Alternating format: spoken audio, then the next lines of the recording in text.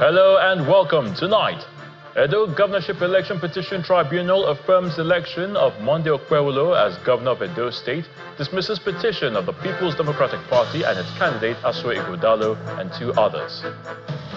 Speakers at the 4th Yinka Odumakin Memorial Lecture identify selflessness as a crucial leadership quality for driving societal change. President Bola Tinubu embarks on a 2-week working visit to the French capital of Paris to appraise his administration's midterm performance and assess key milestones. And U.S. President Donald Trump announces a wave of new tariffs imposing 10% on UK goods, 20% on EU goods, and a minimum of 10% on all other countries.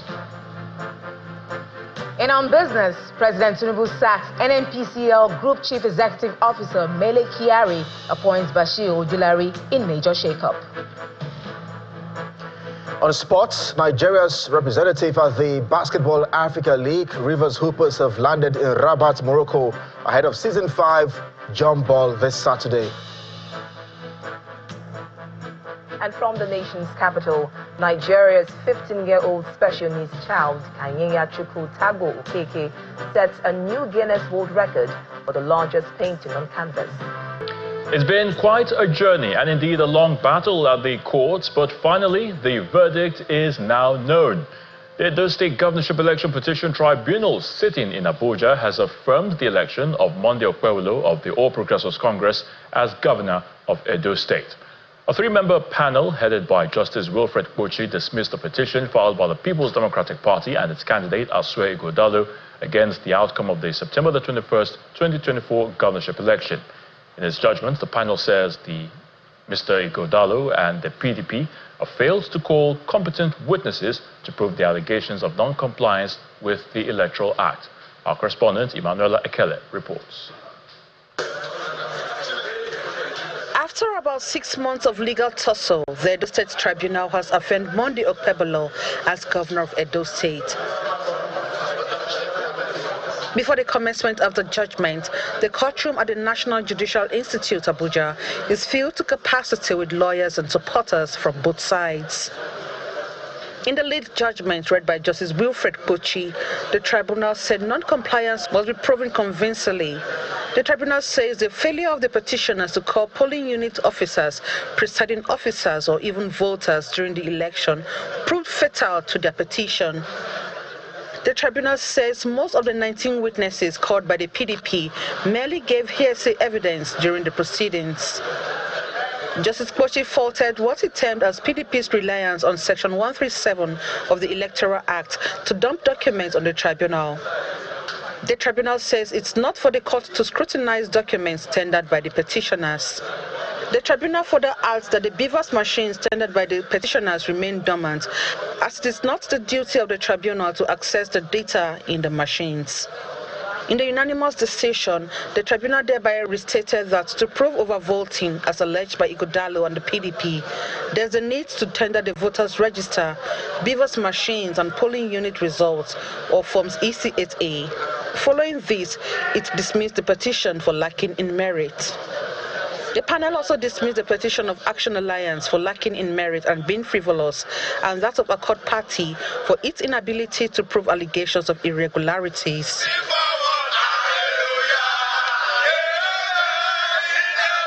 Outside the courtroom, the APC jubilates.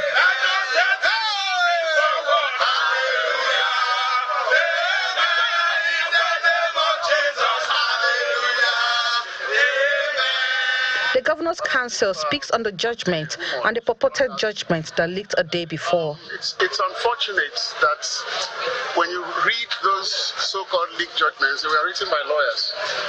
So it appears that there are lawyers who are out there to tear down the judiciary. If we destroy our judiciary, then we have nothing. Not just in election matters, but generally. If we question the credibility of the judiciary and tear it down, then the country is actually finished. Now, we respect the judgment. The judgments delivered had absolutely nothing, no semblance whatsoever with all the documents that were circulating yesterday. The court has listened to the case. The tribunal has given its reasoning. Our clients have shown that they're not satisfied, so we'll wait for further instructions. It's left to be seen if the PDP and its candidate, Asue Ighodalo, will appeal the judgment. Emanuela Ekele, Channels Television News. In a swift reaction, Governor Monday Okpebholo has expressed profound gratitude to the Election Petition Tribunal for what he describes as their diligence and fairness. He also extends his sincere appreciation to the people of Edo for their unwavering support and belief in his vision for a prosperous and united state. A statement by his Chief Press Secretary, Fred Itua, says Governor Okpebholo is calling on all citizens of Edo State, including the opposition and the governorship candidate of the PDP, Asue Ighodalo, to join hands with him in the spirit of unity and work together for Edo State's progress. The statement reads in part, quote, "This victory is not mine alone, but a victory for every citizen and resident of Edo State. It is a mandate to continue the work we have started to build a state where everyone has the opportunity to thrive. We remain committed to our promise of good governance, transparency, and inclusive development." End quote. Meanwhile, the PDP governorship candidate Asue Ighodalo is calling, or has expressed his disappointment with the judgment now, while asking his supporters to remain calm and law-abiding. In a statement personally signed by him, Mr. Ighodalo says that while he may not agree with the verdict, he remains steadfast that the rule of law must remain the bedrock of the nation's democracy. Mr. Ighodalo says that as an avowed Democrat, he respects the judiciary as the last hope of the common man and is going ahead to challenge the judgment at a higher court. The statement reads in part, quote, "I have therefore instructed my legal team to proceed to the Court of Appeal to challenge this decision, which we consider a huge travesty of justice. This is not about me or any single individual. It is about the very essence of democracy, the preservation of our collective right to freely determine our future and the legacy we live for generations unborn." End quote.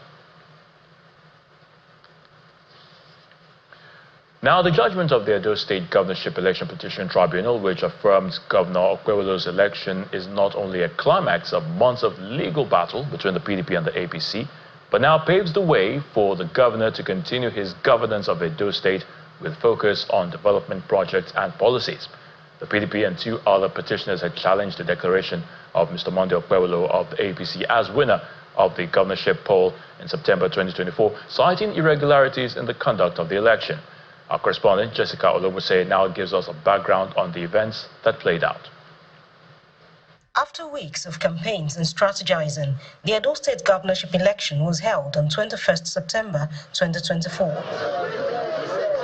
A day later, the Independent National Electoral Commission, INEC, at the State Collation Center in Benin City, the Edo State capital, declared Senator Monday Okpebholo of the All Progressives Congress, APC, the winner with 291,667 votes, defeating his closest rival, Asue Ighodalo of the People's Democratic Party, who secured 247,274 votes, and Labour Party's Olumide Akpata, who secured 22,763 votes.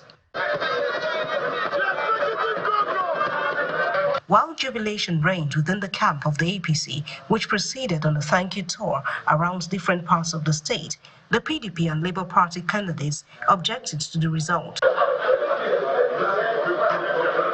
However, the PDP took its contention, alleging irregularities in the conduct of the election, among others, to the Edo Governorship Election Petition Tribunal, which initially sat within the Edo State High Court, Sapele Road, Benin City, before relocating to Abuja.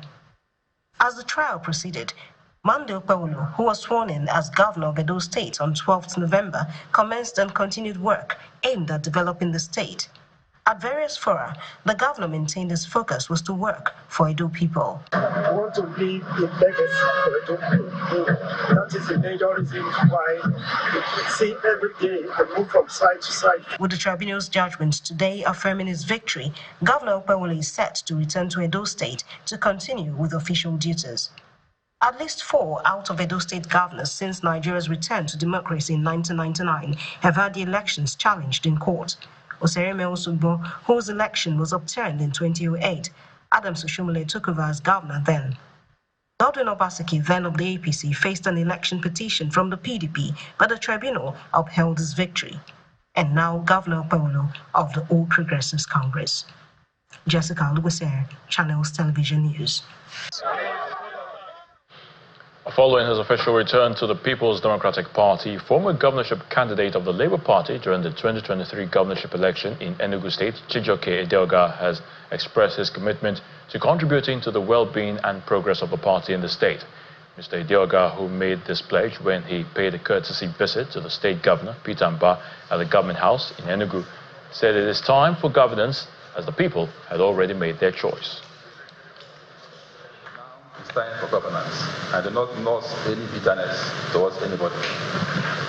Anyone who feels annoyed or deeply angered that Edeoga has taken this step of faith, I understand it. I'm not terribly annoyed that they are doing, but I know with time people are aligned to the superior wisdom of those who are their leaders. Leadership comes with responsibilities. One of those responsibilities is to take a step of faith. While responding to his remarks, Governor Mba appreciated Mr. Edeoga for taking the right decision and assured him that he will be treated equally with other members of the party without discrimination. We look forward to working with you in this our pursuit of serving our people. In Enugu, as you already know, our decisions and our activities continue to be shaped by the interest of our people, and also making sure that there is no section of the state that is left out in our development plan.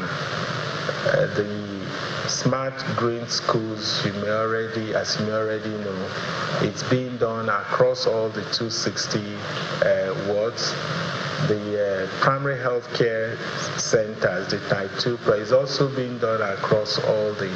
We've just recently embarked on the farm estates, also trying to scale up production of agriculture, making sure that we move our people from subsistence farming to mechanized farming in a structured environment.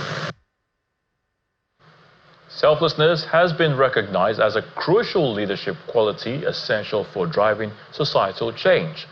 This perspective was shared by Senior Advocate of Nigeria, Mr. Femi Falana, and other speakers at the 4th Yinka Odumakin Memorial Lecture in Lagos. The annual event gathered thought leaders, activists, and the youth to honor the legacy of the late Yinka Odumakin, a prominent advocate for democracy, civil society activist, and former spokesman for the Pan-Yoruba socio-political organization Afenifere. It has been 4 years since the passing of Yinka Odumakin, yet his unwavering commitment to the rule of law, advocacy for social justice, and pursuit of a better Nigeria continues to resonate with family, friends, and human rights activists. This enduring legacy is celebrated through a lecture series established in his honor. The fourth in the series explores the theme of selflessness as a cornerstone of effective leadership, a principle that Yinka Odumakin exemplified throughout his life. I just wish to remind us where we are coming from. The guest speaker, Mr. Femi Falana, a senior advocate of Nigeria, underscores the importance of selflessness in leadership, urging both current and future leaders to place the needs of the people over personal ambitions. Today, 20 million of our children are on the street. Are you aware? 20 million. The children of Chinese, even Rwandans, want to know computer in primary school. But our own children are on the street. And we want to make progress. And I think it was one of the leaders that made the point. If we abandon the children of the poor, they become a danger for our own children in future. So this is the book. The event also features a reading from a book that chronicles the lives and times of Yinka Odumakin, alongside goodwill messages from prominent figures. He's a courageous man and he's a determined man. And when Yinka believes in any struggle, he will never compromise. I always have confidence on him. The man we are celebrating here is a figure that we will not forget in the history of this country. It's difficult to be different when you are selfless in leadership, because you conquer fear. You don't even think of that hunger until it really hooks you. And so that is all part of the selflessness in leadership. In another development, Yinka Odumakin's wife and president of the Yinka Odumakin Foundation reflects on the significance of the lecture in preserving her husband's legacy. We need to always remind people that one hero came to this earth. Yinka's ideas, which includes selflessness, commitment, also committed to the rule of law, and he had compassion for others. The Yinka Odumakin Foundation believes that embodying the lessons demonstrated by Yinka Odumakin will ensure that his legacy and selflessness continues to thrive in our society. In part two, after the break, President Bola Tinubu embarks on a 2-week working visit to the French capital, Paris, to appraise his administration's midterm performance and assess key milestones. Please stay with us. Welcome back. If you have just joined us, you're watching the News at 10 and Channels Television, broadcasting live from Lagos. A reminder of our top stories. Edo Governorship Election Petition Tribunal affirms election of Monday Okpebholo as Governor of Edo State, dismisses petition of the People's Democratic Party and its candidate Asue Godalo and 2 others. Speakers at the 4th Yinka Odumakin Memorial Lecture identify selflessness as a crucial leadership quality for driving societal change. President Bola Tinubu embarks on a 2-week working visit to the French capital, Paris, to appraise his administration's midterm performance and assess key milestones. And US President Donald Trump announces a wave of new tariffs imposing 10% on UK goods, 20% on EU goods, and a minimum of 10% on all other countries.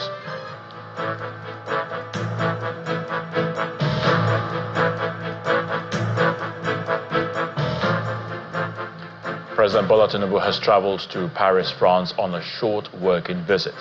The president was seen off at the Nnamdi Azikiwe International Airport, Abuja, by a delegation, including the Secretary to the Government of the Federation, Senator George Akume, the Minister of the FCT, Mr. Nyesom Wike, and the National Security Advisor, Mr. Nuhu Ribadu. According to a statement by the Special Advisor to the President on Information and Strategy, Mr. Bayo Ononuga, during the visit, the President will appraise his administration's midterm performance and assess key milestones. He will also use the retreat to review the progress of ongoing reforms and engage in strategic planning ahead of his administration's 2nd anniversary.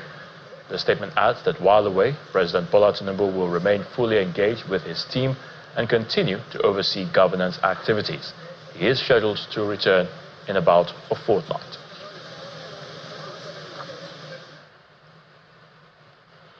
So let's head to the nation's capital now, where Victoria Longjohn is standing by to give us the latest from our Abuja studios. Hello, Victoria. Over to you. Many thanks, Ayo. To some sharing news now. A 15-year-old special needs child, Kanyinya Chukwu Tago Okeke, has set a Guinness Book of Records for painting the largest painting on canvas. The canvas, which covers 12,303 square meters, is described by the Guinness Book of World Records as the most giant canvas in the world. Speaking during the exhibition at the Eagle Square, Abuja, the Minister of Arts, Culture and Creative Economy, Hannatu Musawa, says the feat shows the resilience and creativity of Kanyinya Chukwu, irrespective of his challenge as a special needs person. The Eagle Square in the nation's capital comes alive as Nigeria joins the international community to mark the 2025 Autism Day. The day is set aside by the United Nations to raise awareness about autism. Established in 2007, the day focuses on understanding, acceptance and inclusion of individuals with autism around the globe. This year, a 15-year-old Kanyeya Tagbo Okeke who has done well for himself in painting is showcasing his masterpiece, a 12,303 square meters painting. His target, the World Guinness Book of Records. Kanye really speaks to the success of what Nigeria is and what we can really open up the potential within the creative industry. The theme for World Autism Awareness Day 2025 is advancing neurodiversity and the UN Sustainable Development Goals. This theme highlights the connection between neurodiversity and global sustainability initiatives the First Lady, Mrs. Remi Tinubu, assures of in a press statement. The statement reads, "I encourage all Nigerians to embrace neurodiversity, advocate for inclusion and work together to create a society where every individual has the opportunity to excel." End of quote. At this event, speeches from members of the international community assure of continuous support for autistic children. I think everybody has a role in the society to play, a role in support on the realization of children's rights. In the case of children who have disabilities. Dignitaries step up to honor the champion after the Guinness Book of Records recognized this painting as the largest canvas painting in the world.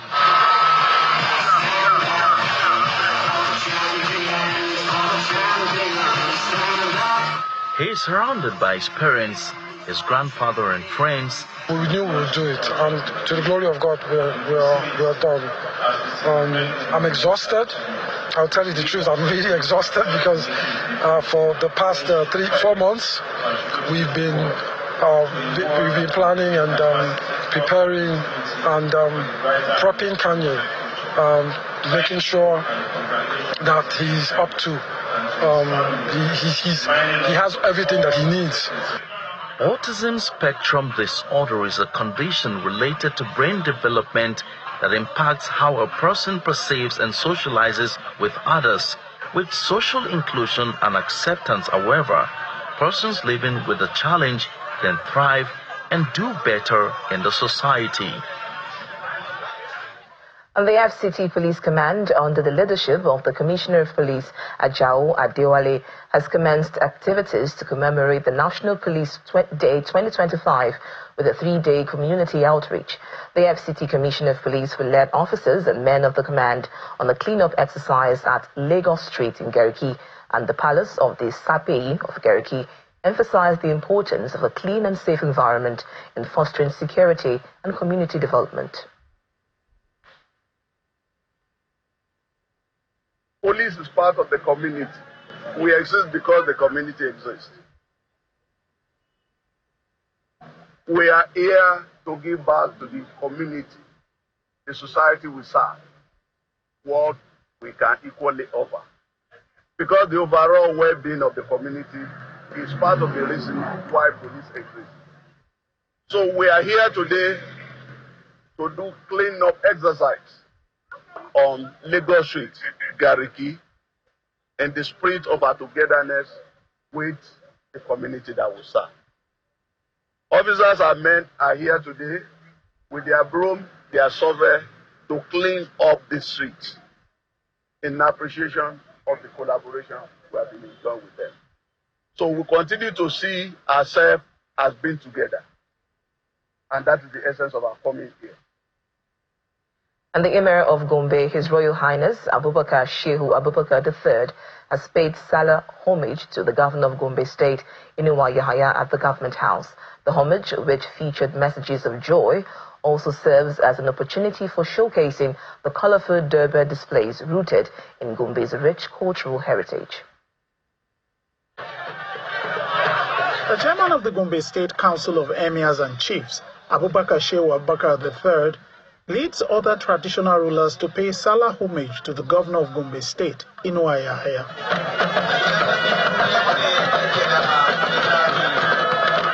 For the Gombe Emirate, founded in 1804, This is a long-held tradition dating back to colonial times in the 20th century, where funfair and colorful horse rides marked special moments such as the Eid al-Fitr celebration. I am going to mention some of the governor's landmark projects. I will put them in historical perspective so people understand the essence of the projects executed by the governor in the state. The Emir itemizes landmark projects executed in the past 6 years of Governor Inuwayaya's time as governor of Gombe State. Inuwayaya has brought life-changing projects including the government house, High Court complex, and State House of Assembly, which are critical to government's smooth operations. These three projects are very important to our growth as a state. Governor Yaya, visibly ecstatic, receives the delegation of the Emir. He explains that the handshake between the government and the traditional institution is yielding positive results. I feel highly honored, and on behalf of those of us in government, the government and the people, I appreciate His Royal Highness, the Emir of Gombe, and the local traditional institution for the support and the collaboration we have, and that is why we are seeing progress in Gombe. Dignitaries at the event highlight the essence of preserving the traditional institution and the rich cultural heritage of Gombe. You know, Gombe is the most beautiful state in the country. We have multi-regional, multicultural environment, but despite all our differences, we always work as a family, we operate like one family. This occasion is a train of homage to our Excellency, the Executive Governor of Gombe State, which is a customary for every Sallah to come in all our traditional regalia to come and say hello to the Governor, and indeed to appreciate what the Governor is doing for Gombe State. With the visit, the Gombe State government reaffirms its commitment to build museums across the state to preserve historical artifacts and the material culture of the people of Gombe State. Now, still ahead on the news at 10, President Bola Tinubu sacks Mele Kyari as Group CEO of the Nigerian National Petroleum Company Limited, appoints Bayo Ojulari as the NNPCL boss. That's some business news to join us again. Welcome back to the news at 10. The federal government has pledged to promote local technologies and agro-allied products from Benue State to support inventors and entrepreneurs, some of which have secured patent for 4 of their products with global market standards. The Minister for Industry, Trade and Investment, Yinka Odumakin, disclosed this at the 2025 Benue Invented Entrepreneurship Exhibition in Makurdi, Benue State, to promote trade and investment. Benue State Governor Hyacinth Ilea, in his reaction, says his administration is not only revamping moribund industries, but is establishing new ones.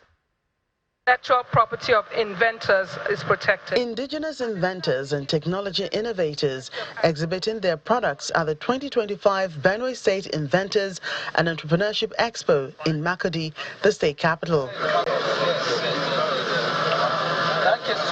From a 500 chicken hatchery to a wind energy and telecommunication system, entrepreneurs are here to showcase their inventions. It is expected that every other person remains. Governor Hyacinth Ilea, in company of the Minister for Industry, Trade and Investment, Yinka Odumakin, are kitted to witness the exhibition as key government officials tell the stories behind them. The groundbreaking advancement and the ingenuity on display here is only a tip of iceberg. Benue is brimming with untapped talents. What you're seeing today is just a glimpse of the vast potentials that exist across Benue. Your Excellencies, the people here have exhibited, displayed what they are doing, what they have invented. The benefits of this event are enormous. We have advised many of them who have invented to see how they can register with NAFDAC, those who are into food processing. We also advise them on ways on how they can access funds to further develop on their projects. And the Director General, Bureau for Entrepreneurship and Wealth Creation, speaks on the need to promote these inventions. It is pertinent to state that innovation, invention, and entrepreneurship are the driving forces behind sustainable development, industrial transformation, and job creation. Again, they can be described as the bedrock for driving economic growth, technological advancement, and industrial expansion. A call heeded by the federal government as Mrs. Oduwole proposes a promotion offer to the inventors, a move the governor believes will help meet local demand for basic commodities. The Federal Ministry of Industry, Trade and Investment plays a critical role in creating an enabling environment for entrepreneurs such as these to thrive. We are committed to implementing policies and initiatives that strengthen the backbone of our economy, which is MSMEs. These efforts are aimed at harnessing local resources, creating jobs, and reducing dependence on external markets for goods that we can produce home here ourselves. Over 20 inventors in 8 categories earned various cash prizes as a reward for their hard work. First position that your And that's it from the nation's capital. It's now back to Ayo for the rest of the news at 10. Thank you so much, Victoria. Nigerian fintech PalmPay is taking a major step toward redefining digital finance in Nigeria with the launch of its new debit card powered by Verve. Unveiled at the 2025 Tech Unite Africa conference, this move marks the fintech's expansion into a full-scale financial platform aiming to enhance accessibility and affordability for millions of Nigerians. It's the beginning of a new chapter for PalmPay in Nigeria, one that will see the fintech evolve into a full-fledged digital financial platform. The announcement was made at the Tech Unite Africa 2025 conference, a platform for tech companies, professionals, and enthusiasts to exchange ideas and drive Africa's tech ecosystem forward. At the event, PalmPay's managing director announces the big news. We are proud to officially launch the PalmPay debit card in partnership with Verve. It takes a key that gives our users access to a smart, more rewarding financial ecosystem, zero maintenance fee, cashback and merchant reward, and integrated into every benefit of PalmPay, savings, credit, insurance, and more. The PalmPay debit card gives our users access to a full digital banking experience that is comprehensive. PalmPay's partnership with Verve is designed not only to expand financial access to millions of Nigerians, the new card also addresses the rising costs associated with international card providers, offering users a more affordable payment solution. Together, we are set to unlock new possibilities by combining Verve's robust payment infrastructure with PalmPay's dynamic digital platform. It means greater access to secure, seamless, and user-friendly payment options. With this launch, PalmPay aims to enhance financial inclusion by catering to both the banked and unbanked Nigerians. The whole idea is to be able to empower customers to reduce cash, build a system that they trust, a system that they are able to make payments for goods and services seamlessly and efficiently. Even the onboarding process for you to be able to get access to the card, we've been able to make it very simple. Visit the closest PalmPay agent to you and you can get one card. Or you go to our app, right, request for a card and it gets delivered to your doorstep. In the last 5 years since we launched, financial exclusion has halved and we've been a major contributor to that. So it used to be that half of Nigerian adults were financially excluded. Now it's 25%. And to achieve that, we need to build products that are really tailored to the needs of every Nigerian, including the banked, the unbanked, those that prefer apps, and those that prefer other access points. The PalmPay debit card comes in 2 variants, a standard version that's available to all users and a premium version linked to an exclusive membership program. This is also to simplify digital transactions and empower more Nigerians with seamless financial solutions. The federal government's drive to increase Nigeria's crude oil production to the 2 million barrels per day target got a boost as the Minister of State for Petroleum Resources, Mr. Okpebholo, assures players in the energy sector of the administration's support for them to succeed. Mr. Okpebholo made the promise as he embarked on a one-day official visit to Caverton Offshore Support Group in Lagos. The minister is here at the head office of Caverton Offshore Support Group as part of the federal government's efforts to support players in the nation's oil and gas sector. Somewhat diminished pricing. He's been intimated about some of the company's operations by the chief executive officer, and after taking round to see Caverton Group's latest operations enabled by state-of-the-art equipment, including simulators bringing real-life flight experience, drones and aircrafts, the minister, who identified Caverton Offshore Support Group as a pace setter, said the current investments going on in the industry through increased investments, the federal government is willing to give the necessary support to Caverton to succeed. They have record of partnering with NCDMB before I came, and I'm, willing and committed, to ensuring that we strengthen that partnership, and then ensure that, we give them the support that is needed to render the services the industry needs. The chief executive officer of Caverton Offshore Support Group, Olabode Makujo-Ola, says this visit is timely and Caverton stands ready to support the government in increasing crude oil production to 2 million barrels per day. His visit is very timely, given this administration, Mr. President's mandate to increase oil production above 2 million barrels a day. Caverton stands ready to support that drive and initiative of the federal government. Other top management staff also speak on the essence of the minister's talk. It's for him to come and see what we have, what we are doing, and what we are going to do in future together as partners. One, to first and foremost improve and continue to deliver safe and efficient helicopter services to the oil and gas industry. Caverton Helicopters has established a training center with international standard. Be able to provide simulators for a number of helicopter services, and also the infrastructure that is available in Lagos. Caverton Offshore Support Group PLC provides helicopter, marine, MRO and trainings. The company says it is poised to continue giving best logistical services to the oil and gas sector in Nigeria, and the minister's visit sets the tone for more collaboration between both parties. To the Red Chamber of the National Assembly, where Chairman of the Senate Committee on Capital Markets, Senator Osita Ozunaso, has cautioned that the era of fraudulent investment schemes and market manipulation is over, as the Securities and Exchange Commission will now properly regulate cryptocurrency trading. Speaking at a media conference today, Senator Ozunaso underscored that the new law assented to by President Bola Tinubu has introduced regulatory measures aimed at strengthening Nigeria's financial system, particularly in the cryptocurrency capital market sectors and state government funding. He warned that promoters and operators of illegal financial schemes face severe penalties, including fines of at least 20 million naira and imprisonment of up to 10 years or even both.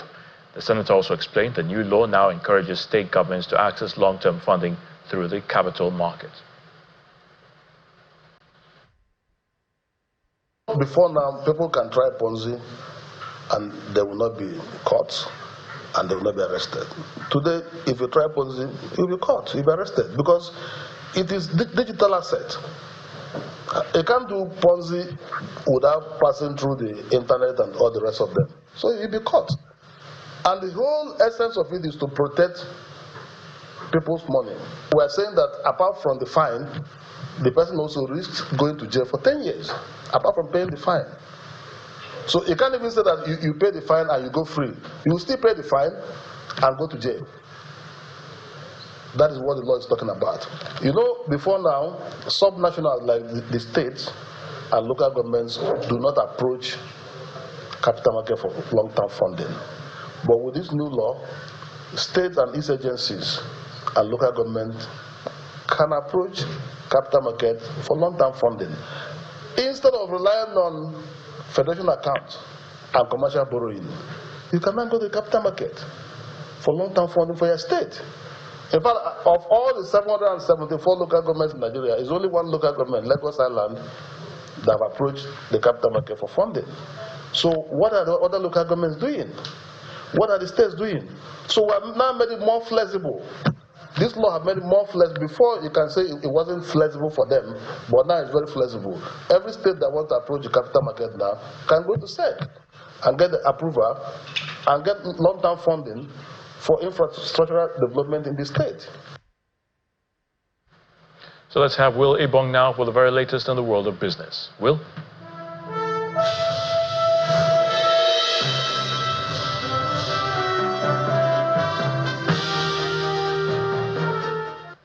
Thank you, Ayotunde. Now, President Bola Tinubu has removed Mele Kyari as the Group Chief Executive Officer of the Nigerian National Petroleum Company, NNPC Limited, and appointed Engineer Bashir Bayo Ojulari as his replacement. In a major shake-up, the president also dissolved the entire NNPCL board and named Amadou Musa Kida as the new non-executive chairman. According to a statement by Presidential Aide Bayo Nanuga, the restructuring is backed by Section 59(2) of the Petroleum Industry Act 2021. The president emphasizes that these changes are aimed at boosting efficiency, restoring investor confidence, driving economic growth, and advancing gas commercialization and diversification. All appointments take effect immediately. The president also directed the new board to conduct a strategic portfolio review of NNPCL-operated and joint venture assets to maximize value. The new GCEO, Bashir Ojulari, hails from Kwara State and has an extensive career in the petroleum sector. Nigeria's central bank has conducted a comprehensive review of terminal allocations to pre-shipment inspection agents and their supervision by monitoring and evaluation agents in the oil and gas sector. This move follows the federal government's decision to transfer the function from the NNPCL. Industry stakeholders have welcomed the development, citing potential improvements in efficiency and oversight. Speaking on our Business Morning program, Senior Advocate of Nigeria, Professor Damilola Olawiyi, shared his expectations for the restructuring, which takes effect immediately. The whole aim is to achieve efficiency, to achieve transparency, and it's also part of an attempt to implement the Petroleum Industry Act, which aims to restructure the way oil and gas business is done in Nigeria. So, in principle, it's a commendable step that aims to block some of the loopholes when it comes to crude oil theft, illicit capital flight, declaring something on paper different from what is being exported. So those are some of the problems we've lamented about over the years, and so it's good to see that the government is taking the necessary steps to bring private sector efficiency in the monitoring process. Now we check in on the domestic stock market, which has resumed from the two-day Eid holidays, but this time with negative sentiments as investors seem to brush off dividend announcements. John Mekwa tells us more.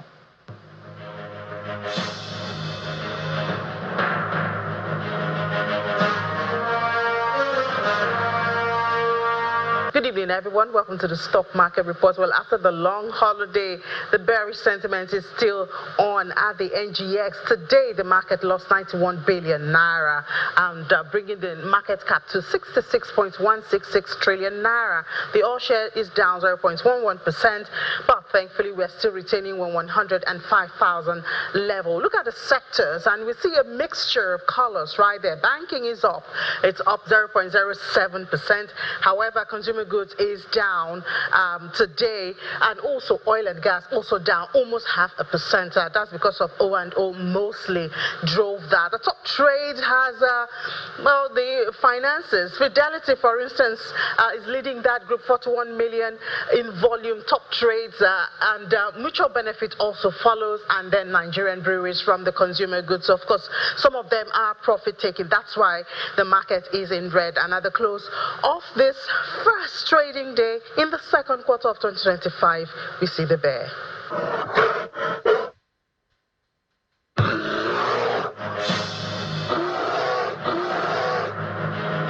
And that's the much we can take on business. It's back to you, Ayotunde.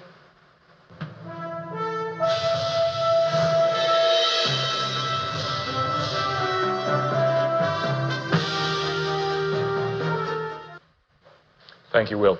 U.S. President Donald Trump has announced a universal baseline 10% tariff on imports into the U.S. on what he has dubbed Liberation Day. President Trump also unveiled a 10% tariff on UK goods and 20% on EU goods in a watershed moment for global trade. Here's Sami Puzo with more international news in Around the World in 5. Good evening and welcome to the channel's studios here in London with your international news around the world in 5. Deadly Israeli airstrikes have been reported in Gaza as Israel's defense minister said its military would expand its offensive and seize large areas of the Palestinian territory, incorporating them into what he described as security zones. Israel Katz said the expanded operation aimed to destroy and clear the area of terrorists and terrorist infrastructure and would require a large-scale evacuation of Palestinians. Later, at least 19 Palestinians, including 9 children, were killed in a strike on a UN clinic sheltering displaced families in the northern town of Jabalia. The Israeli military said it targeted Hamas terrorists hiding there. Overnight strikes across Gaza killed at least 20 more people, according to local hospitals. With the WFP closing all the bakeries and Israel still keeping all the borders closed, Israel says there's still enough food that was delivered to Gaza during the ceasefire. What is the UN's response to that? As far as the UN is concerned, that's ridiculous. I mean, we are at the tail end of our supplies. Of the supplies that came in through the humanitarian route. Myanmar's military opened fire at a Chinese Red Cross convoy carrying earthquake relief supplies. The Taang National Liberation Army, an armed rebel group, said that military troops shot at the convoy of 9 vehicles with machine guns in eastern Shan State. The convoy was en route to the hard-hit city near the epicenter of the magnitude 7.7 earthquake that struck last Friday. No injuries have been reported. You know, just moments ago, I received a phone call from Judge Brad Schimmel conceding the race. Wisconsin voters have elected a Democratic-backed judge to serve on the state Supreme Court, following the most expensive judicial election in U.S. history. Susan Crawford is on course to beat conservative rival Brad Schimmel, which would keep intact the 4-3 liberal control of the Midwestern state's highest court.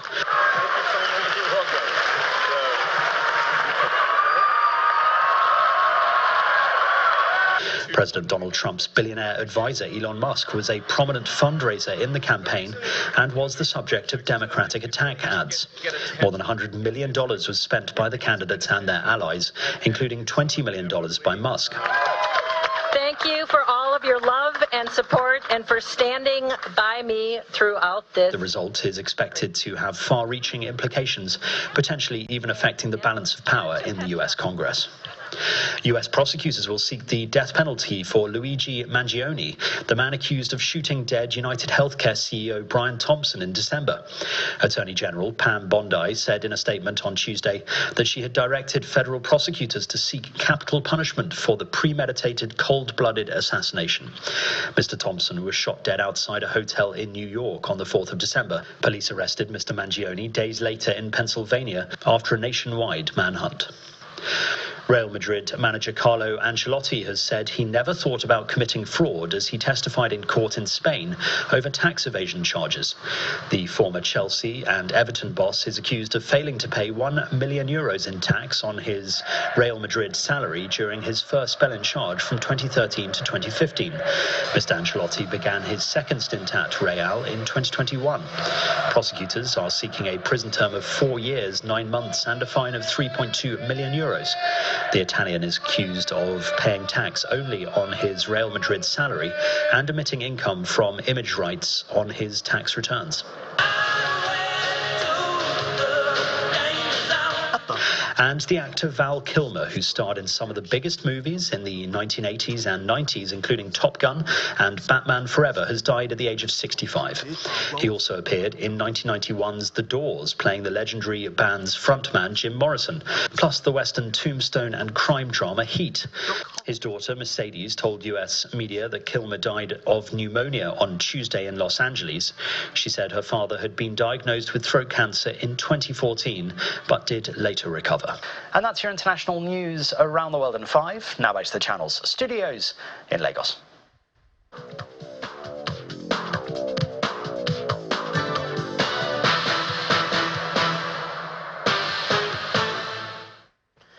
Many thanks indeed, Simon, and welcome to Sports News. Six-time Nigerian champions Rivers Hoopers have arrived in Rabat, Morocco, ahead of the Season 5 of the Basketball Africa League. The Kings men are ready to represent Nigeria in the Kalahari Conference, and the aim is to go a step further, having finished third last season. They will begin the campaign against Stade Malien of Mali in the season opener this Saturday, and on Sunday they face the hosts, Fuse Rabat, while on the 8th they will be up against Al Ittihad of Egypt.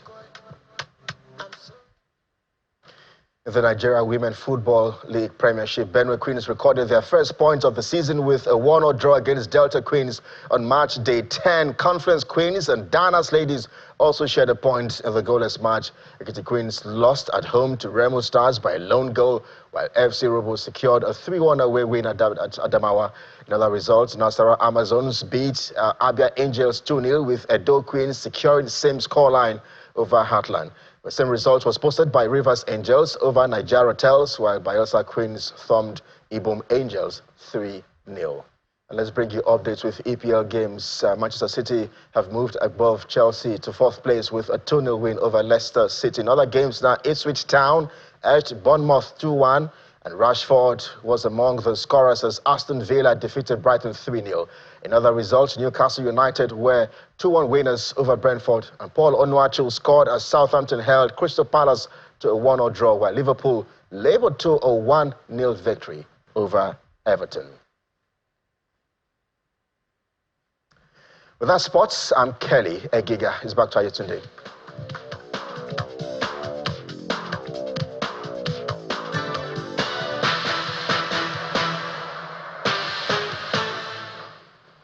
Thank you, Kelly. And the main news again.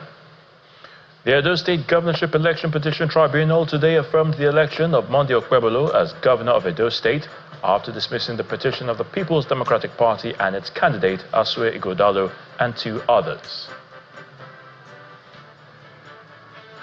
President Bola Tinubu has removed the group CEO of the NNPCL, Mr. Mele Kyari, and appointed Bashir Ojulari in major shake-up of the NNPCL board.